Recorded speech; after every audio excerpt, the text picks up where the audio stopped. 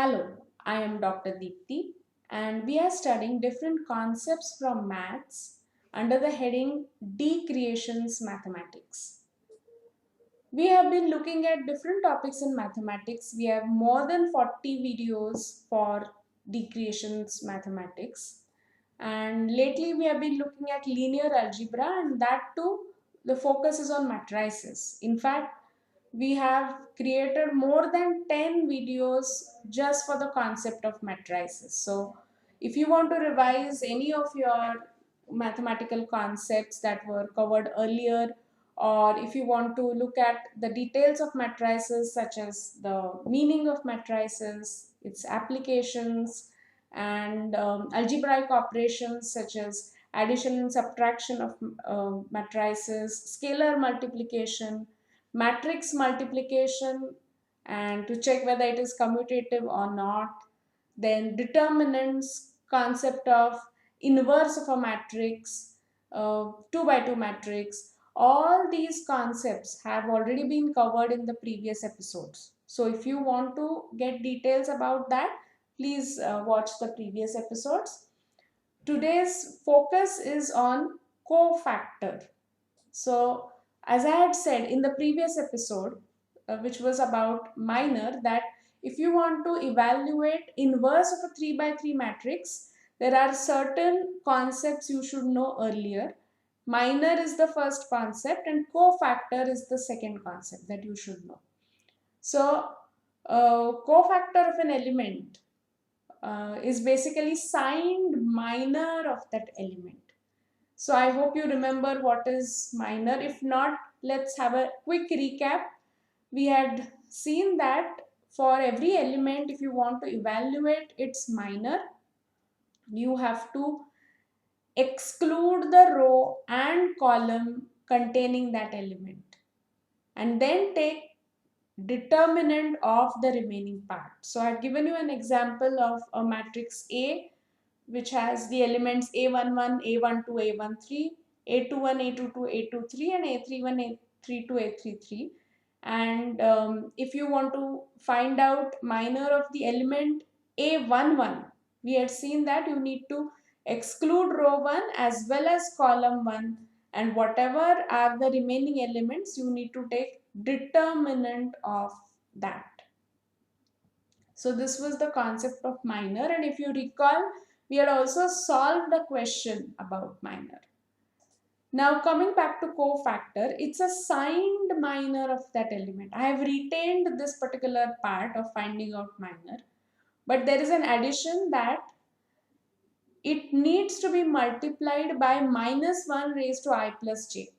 That means if it is cofactor of element A11, the minor needs to be multiplied by minus 1 raised to 1 plus 1, which you know, minus 1 raised to 2, which is basically plus 1 itself.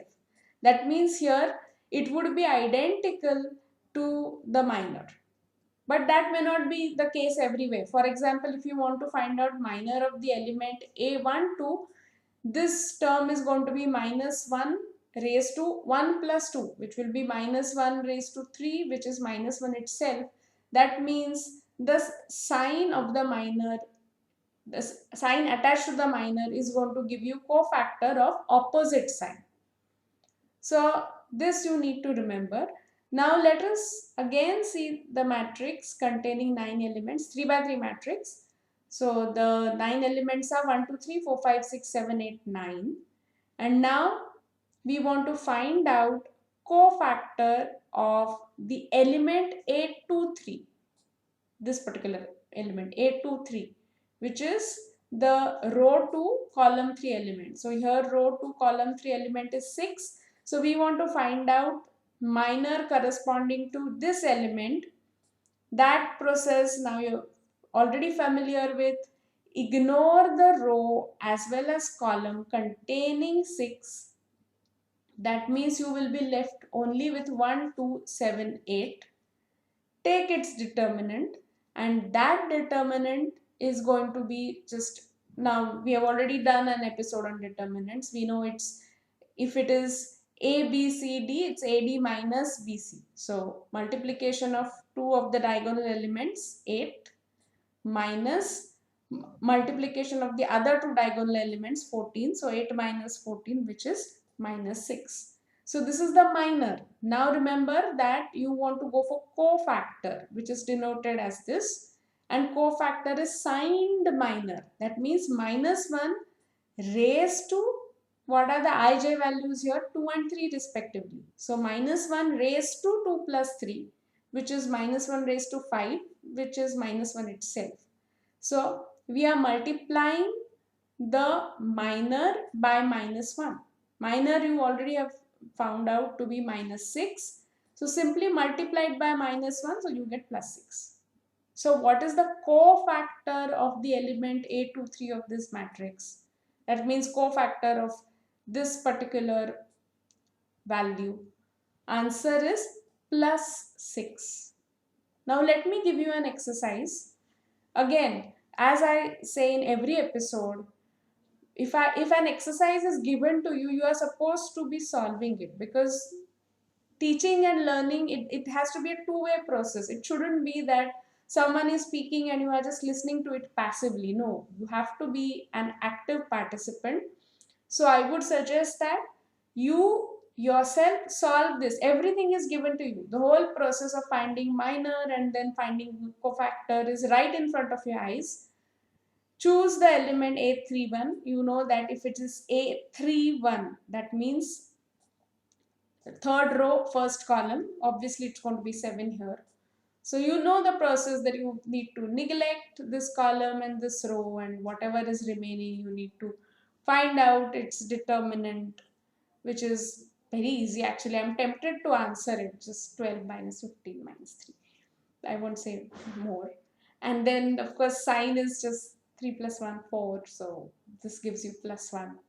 And so you should get this as answer. I have almost answered it for you. But what you can do is, see, right now I've shown it to you for A31. Why not try it for all the remaining elements? See, whenever you learn a concept, try to apply it as much as possible. So answer for A23 you already know. Try it for A31 and then try doing it for all the other elements as well. Right? Alright then. So we end our episode of cofactors here. We will be talking about adjoint in the next episode, because it goes in a sequence. When you want to learn about inverse of a 3 by 3 matrix, first you learn about minor, then you learn about cofactor, then you learn about adjoint, which next episode you will be able to see that it's just a transpose of matrix made up of cofactors, and then you finally go for finding out the inverse. What happens is, when a person directly sees the process of finding inverse of 3 by 3 matrix, many people find it to be complicated. But if you break it in parts, like go on learning one concept at a time, then you will see that it's a very straightforward and logical process. So now I hope you're already well versed with minor. In this episode, you've also got well versed with cofactor. So next we will be looking at adjoint, and then finally move on to inverse of a 3 by 3 matrix. Okay. So we'll stop here for this episode. Thank you. Bye.